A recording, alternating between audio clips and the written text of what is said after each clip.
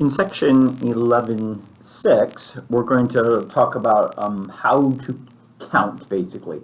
How to count how many different possible outcomes are possible in a number of counting situations. So let's just look at example number 1. If there are 3 roads from Albany to Bakerton, and there are 2 roads from Bakerton to Crestwich, in how many ways can one travel from Albany to Crestwich? So this is demonstrating a tree diagram, so it's asking us to finish the tree diagram. So each one of these lines, in this case, is going to represent a road. So from Albany, there was 1 road, there are 2 roads, and there are 3 roads from Albany to Bakerton. And then from Bakerton to Crestwich, depending on, alternately which road I took, there are 2 more roads that I could take from each of those pathways. So in other words, we can see clearly that there are 6 different possible arrangements, or simply 3 roads here, and then after having taken the first road, there are 2 options, so 3 times 2, or 6 different routes. Okay, Kathy is shopping, number 2. Kathy is shopping for a desktop computer system, and has decided to purchase the components a la carte. In other words, she's going to pick one computer system, 1 monitor, and 1 printer separately, and put those together to create her computer system. How many possible computer systems could she assemble? All right, so we have 4 monitors, 6 computers, and we have 3 printers. So we could simply multiply those together, and we get 72 different possible computer systems that she could put together. All right, this is a classic either a license plate problem, or this kind of idea is used for phone numbers. In this case, we're doing with the phone number. So how many 7-digit phone numbers are possible if the first number must not be a 0 or a 1 or even a 2? In the past, when you dialed 0, you would get an operator. When you would dial 1, that meant you were dialing long distance. So often phone numbers could not start with 0s or 1s. I've added the extra condition that it can also not be a 2. So how many options are possible for this first digit? Well, there are 10 one-digit numbers, 0 through 9, but we've eliminated 3. So there are 7 options for this one. And then we also know that no number can be used more than once in this. In a normal phone number, you couldn't use the numbers more than once, but here we're adding that condition that you cannot use any number more than once. So now how many options are available here? Well, normally there would be 10 options, but we've eliminated 1 number, so now we only have 9 options left. And now that we have 2 numbers placed, this normally, if there were no restrictions on repeat, there would be a 10 here, but we've used 2 numbers, so now there are 8 numbers, and then 7 and 6 and 5 and 4. And just like up above where we multiplied the number of options in each case, we would simply put multiplication dots between all of these. And when we multiply all that together, we get something like 423,360 different possible phone numbers that use these conditions. All right, so we are arranging now. We're going to talk about arranging n items. So the order in this case is going to matter. This is going to end up being called a permutation, and this is when the order of the objects that we're trying to choose matters. So an English teacher, example 4, an English teacher wants to arrange 7 distinct books on a shelf in his classroom. How many arrangements are possible? So we can kind of think of the same idea. In this first slot, think about like this shelf being empty, and in this first slot we have 7 books to choose.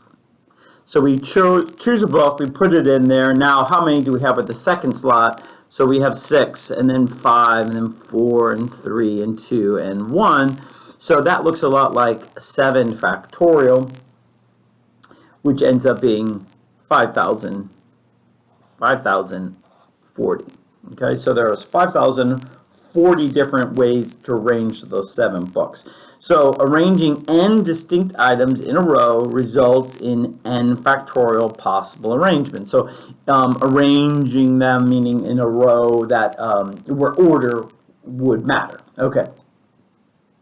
So permutations. So we're arranging now n items from a total set of n items. So we're not using all the books this time. So now the same teacher has 7 books, and he needs to choose 3 of the books to be read by his students, 1 for each trimester period. So assume they have 3 trimesters. And so how many options does he have for the first book? Assuming, of course, that the class is not going to reread a book, so you wouldn't use the same book here as you did here. So in the first trimester or first marking period, they had 7 books to choose from. They read that one, and now in the next one they have 6 to choose from, and then they have 5 to choose from. So this starts looking like a lot like 7 factorial, except there's some stuff missing, right? So it's, if you remember with our factorial stuff, this is 7 factorial divided by the first thing that's missing, which is 4 factorial. So a quick way of remembering how to do this is not just 7 factorial like up above, because we're not using all 7 books. We're only using 3 books. So really what we're doing is we're doing 7 factorial over 7 minus 3 factorial. All right, and so that kind of leads us to, and this ends up being something like 210 different ways of arranging, choosing 3 books out of 7. Now it matters here what the order is. So like if he was just picking 3 books that the students could decide to read or not read in any particular order, well, that would be different, right? Because picking, I don't know, Romeo and Juliet wouldn't matter whether it was here, here, or here. So the counting is going to differ if the order is important or it is not. Here, for permutations, the order is important. So permutation, arranging, and that word arranging sort of tells us that the order, what kind of order that is going to be implied there. So arranging are items chosen from n distinct items. Okay, again, where the order matters. So you can probably see from this up above, you can kind of see what the pattern is going to be, what the formula is going to be. It's n factorial over the difference, n minus r factorial. So it's the total number of items divided by factorial divided by the n minus r factorial, the difference in the total number and the number being chosen. So, for example, how many permutations of the letters James are there? So we look and there's 5 letters. It's like as if we were arranging 5 different books. Here we're arranging 5 different letters. So this is simply just going to be 5 factorial. We're choosing all 5, so if you wanted to think of it as using this formula, it would be on the bottom 5 minus 5 factorial. So this is 5 factorial over 0 factorial. Remember, 0 factorial by definition is 1. So this is really just the same as 5 factorial. And hopefully everybody knows that 5 factorial is 120. All right, so now a little bit different on this next one. We want to pick just 2 of the 5 letters. So how many permutations are possible if we're choosing 2 of the 5 letters in the word James? Again, that's going to be a 5 factorial over, and now the difference, 5 minus 2 factorial, or 5 factorial over 3 factorial, or 5 times 4, or 20 different ways of choosing 2 letters, or arranging 2 of the 5 letters. Right now, in example 8, we want to know what's the permutations. How many different ways can we do a permutation of the letters in the word Adam? Now, this is a little bit different because not all the letters are different. They're not all distinct. like they were in James. So we might think about writing this out. We might think at first that, oh, just like this was 5 factorial, this might be 4 factorial. However, let's write these out. So we have A, D, A, M. We have A, D, M, A. Let's say M, A, D, A, M, D, A. Any other ways of writing the A first? Yes, I can do A, D, M, and I can do A, M, D. Now, I think that's all the ways in which A could be the first letter. Now, let's switch and do D, the first letter. So we could do D, A, M. We could do D, M, A. We could do D, A, M, A. All right, and then we could also have M first. I think that's the only way we can write it, with D first. And now let's try with M first. So M, A, D, M, A, D, A, and M, D, A. So these are the only possible arrangements, and that's pretty easy to see because there's only 4 letters. If this had 10 letters, it'd be a little bit harder to see. But because there's only 4 letters, we could see that these are actually half of what we might have expected if we had thought about 4 factorial, which is 24. And the key is that these A's are really the same.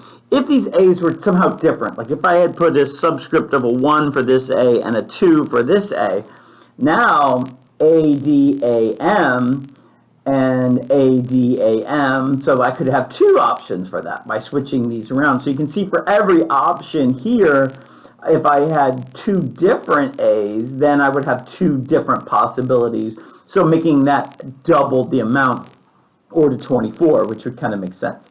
So let's think about what the formula then is for that. So it seems like it's a 4 factorial, but we're dividing by 2, or really not by 2, but by 2 factorial. And so that would give us 24 divided by 2, or 12 options. So let's try that approach for the statistics. So first of all, how many letters? 1, 2, 3, 4, 5, 6, 7, 8, 9, 10. So that's going to be 10 factorial divided by, and now what we want to do is, like, okay, up here we divided by 2 factorial because the 2 got repeated, right? The A's got repeated. The D did not get repeated, so we didn't bother. I mean, we could have put down a 1 factorial for the D and a 1 factorial for the M, but we know that those wouldn't have mattered anyway. So if the letter's not repeated, then we're not going to bother putting it in our formula. Only the repeated letters, the number of times they are repeated. So statistics, let's start with each letter at a time. So I think there's 10. Let's double check. 1, 2, 3, 4, 5, 6, 7, 8, 9, 10. 10 letters, so 10 factorial divided by the S. How many S's are there? Well, there are 3, so we're dividing that by 3 factorial. And then what else? T, there's 3 T's, so that's another 3 factorial. There's only 1. I could put a 1 factorial, but I'm not going to bother. T we've already dealt with. There's 2 of those, so 2 factorial. And let's make sure we got them all. So S we already dealt with. T we already dealt with. I we already dealt with. C is only there once, and S we already dealt with. So we would simplify this, and we would end up with 50,400 different ways. Clearly, we wouldn't want to list these out. It would just be too long of a list, too hard to do. So this was good when the numbers are small, but we need this formula when the numbers are when the number of letters is large.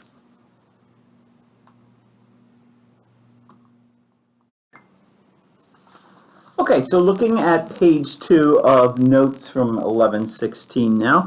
We're going to go on to look at something called combinations. Okay, so let's revisit our English teacher. He still has 7 books, and now is trying to choose 3 books which he will pack in his suitcase for his summer vacay.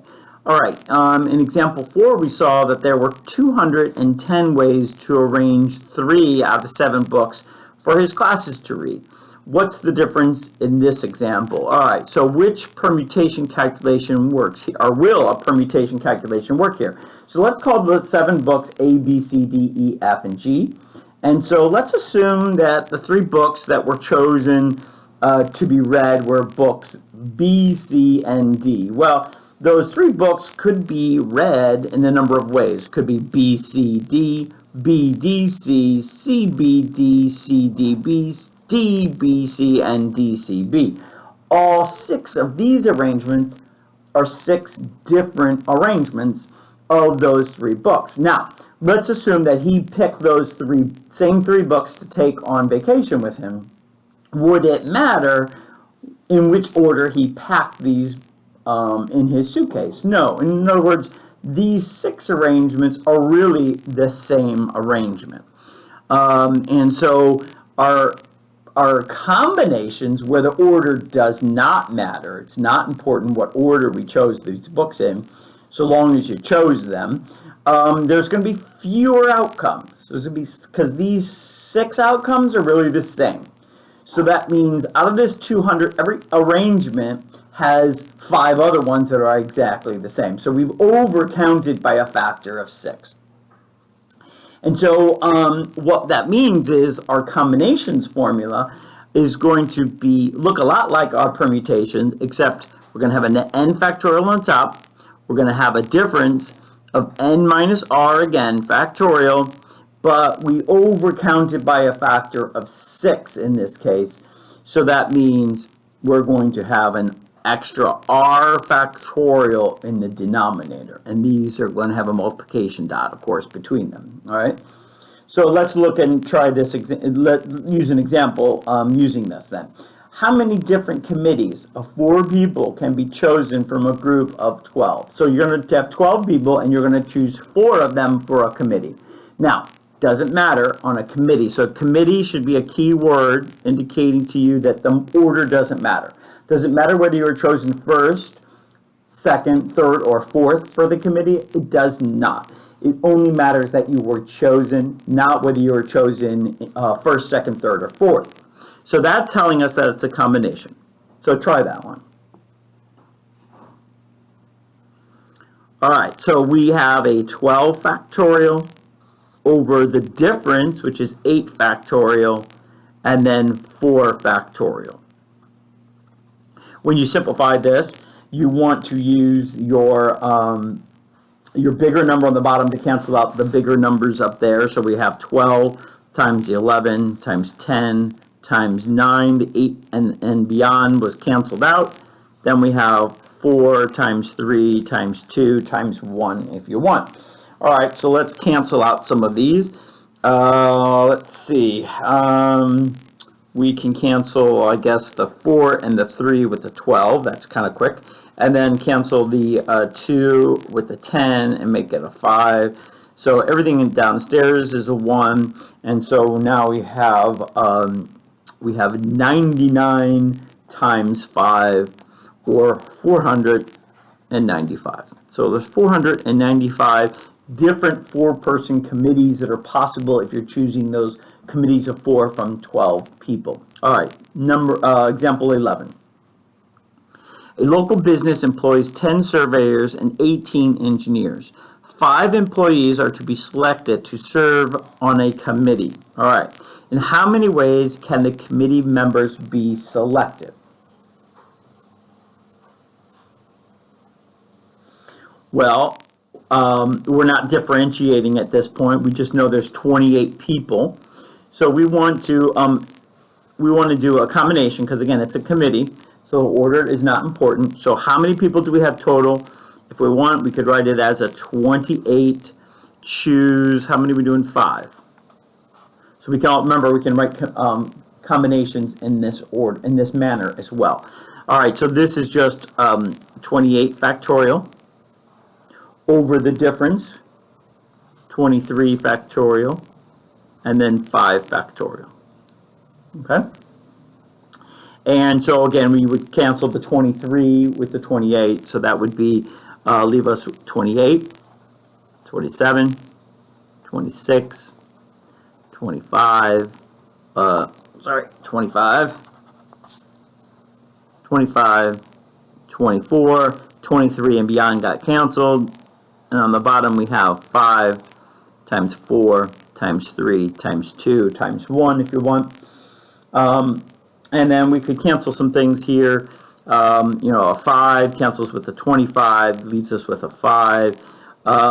That's 12. It's all 24, so that cancels with that, gives us a 1. So 28 times 27 times 26 times 5, 98,280 different 5-person committees are possible using 28 employees. All right. In how many ways can the committee members be selected if 3 must be surveyors and 2 must be engineers? Well, okay, so now we have 2 separate problems. So let's think about how many different surveyor committees there could be. So 3 surveyors out of the 10. So we're going to choose 10, 3 out of 10. And so we could figure out what that is. That's going to be 10 factorial over 7 factorial, 3 factorial. So that's 10 times 9 times 8 over 3 times 2 times 1. And so we could cancel out some things here. That's going to be a 3. That's going to be a 4. So this is 120. So there's 120 different committees of size 3 of surveyors, right? But for each one of these, right, we have how many surveyors, engineers. So let's think of that one. So that's going to be 18, of which we're going to choose 2. And then, so that's going to be 18 factorial over 16 factorial, 2 factorial. So that's going to be 18 times 17 over 2. Let's see what that is. 18 times 17, and then let's divide that by 2. So that is 153. So what are we going to do with these 2 numbers? Well, often students say, well, okay, let's add them. Well, if you think about it, for each one of these, right, there are 153 different options for each one of these. So if I was going to make like a tree diagram, right, so I could do one option, so one of these options, and then here I would have 53 different branches off of this one, right? And then I would do another one. That would be the second option. How many do I have that are possible for here after I make my first choice? 53 different options here. So you can see, if you visualize this, I think that if we simply multiply these 2 numbers together, so we could have thought of it as 10 choose 3, combination of 10 choose 3, times a combination of 18 times 2. That really would have given us our ultimate answer. And let's see what that is. Let's see, 153 times 120. That gives us a grand total of 18,360 different surveyor committees of size 5, where 3 are surveyors and 2 are engineers. All right, the next thing on our notes kind of gives us an overview of the different combinations and permutations formulas. So in general, a permutation, that's going to be where the order matters, so we're dealing with order. And then the combinations where there is no order, we don't care about the order. Whether you are chosen first or last doesn't matter. And so here it's n factorial over the difference factorial. Here it's n factorial over the difference factorial, and then the original r factorial as well. So arrangement, schedule, order, those are key words.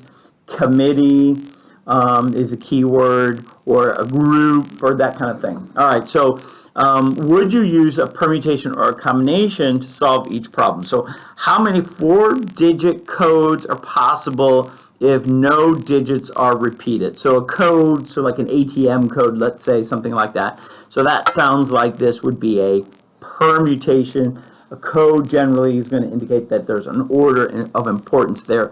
A sample of 4 light bulbs are chosen from a shipment of 50, how many different samples are possible?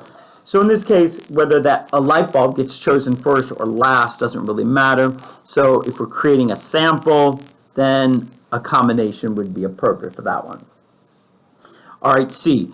In a basketball tournament, there are 8 teams. How many games must be played so that each team plays every other team exactly once?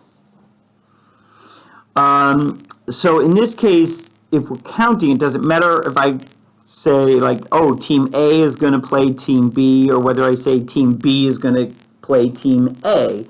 In that case, no, it doesn't really matter which team we call first. The order of the 2 teams that we put together is not important. So this sounds like it's a situation where we have a combination. All right, in how many ways can 15 employees be assigned to work in 15 cubicles? Well, with this kind of situation, you might say, oh, well, it doesn't really matter what cubicle I go to work in. But if the order didn't matter, then how many ways are there of selecting 15 employees for 15 cubicles? If the order doesn't matter, there'd only be one way of selecting that. So it'd be a kind of a trivial case. So that's kind of an indication that order, yes, order does indeed matter here. So this would be a permutation.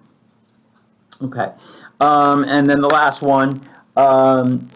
In a contest, 3 winners are to be randomly selected from 100 entries. In how many ways can this be done? Well, they aren't giving us any information about just 3 winners or differentiating between the winners. So like, is there a first place winner, a second place winner, or a third place winner? Then it would matter whether you're chosen first, second, or third. In this case, it's just 3 winners. In general, without any more information than that, I think we would just assume that the order does not matter, and so we would do a combination in that case. So whether you got chosen first, second, or third, assuming you got the same prize, the order wouldn't matter. If there were 3 different prizes, then yes, the 3 same people could be arranged in a number of different ways, 6 different ways to be exact. So, but in this case, without that detailed information about what else, we can't make any assumptions other than what they give us, I think a combination makes more sense here. All right, so here is your homework. It's due next class period.